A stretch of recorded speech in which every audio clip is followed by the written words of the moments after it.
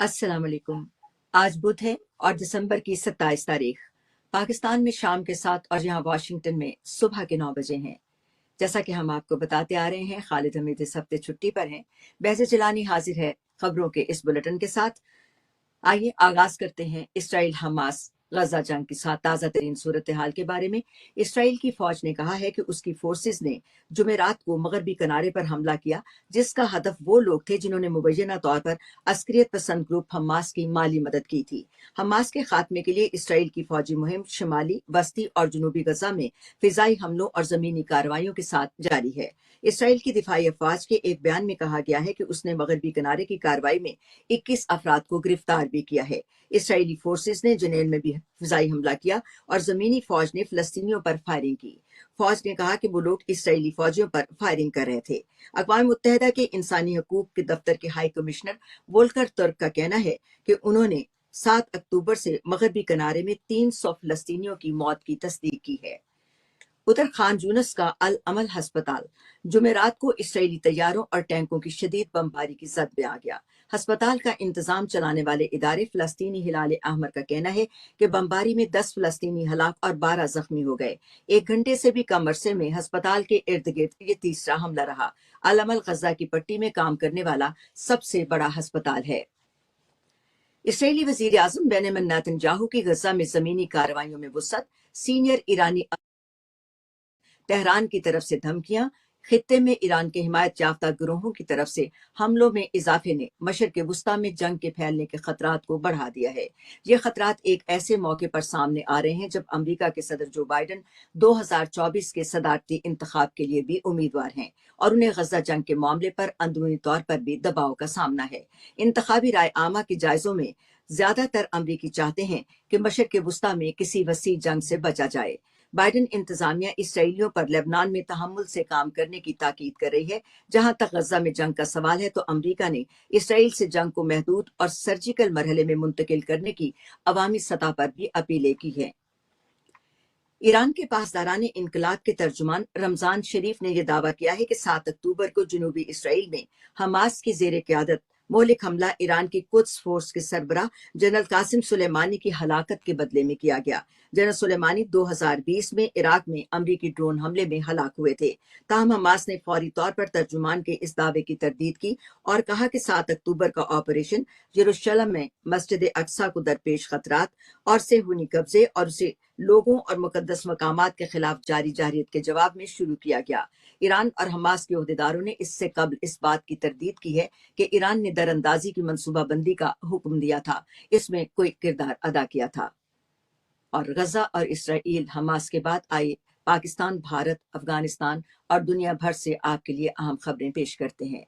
Islamabad high court ने साबिक वजीर आजम इमरान खान और साबिक वजीर खारजा शाह महमूद कुरैशी के खिलाफ साइफर केस का मुकदमा 11 जनवरी तक रोक दिया है।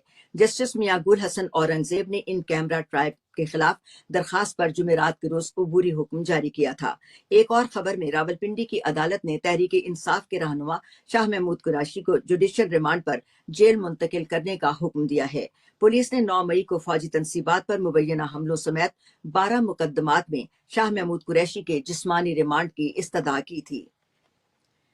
और सेनेट ऑफ पाकिस्तान की कायमा कमेटी बराए दिफा के चेयरमैन सेनेटर मुशाहिद हुसैन सैयद ने दावा किया है कि कलअदम तहरीक तालिबान पाकिस्तान या टीटीपी और हुकूमत मुआहदे के बहुत करीब पहुंच चुके थे, लेकिन बाज वजूहात की बिना पर यह मुज़ाकरात नाकाम रहे। सेनेटर मुशाहिद हुसैन ने वॉइस ऑफ अमेरिका को बताया कि ये बात उन्हें तालिबान हुकूमत के वजीर खारजा अमीर खान मुत्तकी ने ईरान में एक कॉन्फ्रेंस के दौरान बताई थी।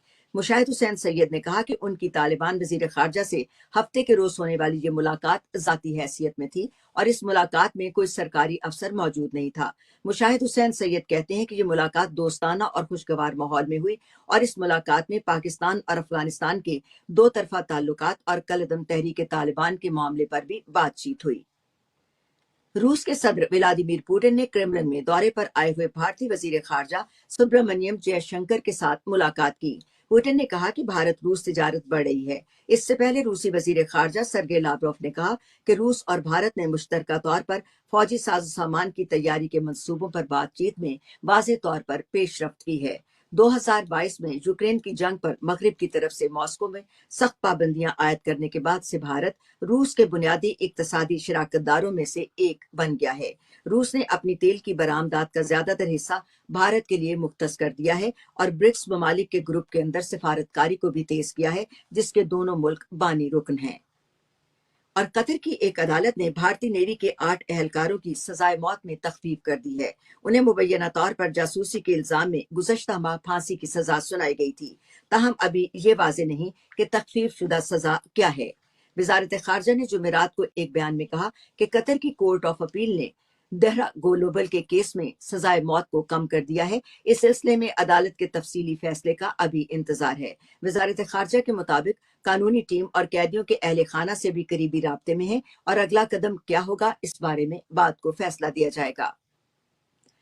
उधर अफगानिस्तान को मनशियात के इस्तेमाल का एक अहम मसले का सामना है, जिसके नतीजे में हर 3 में से एक घर इससे मुतासिर हुआ है।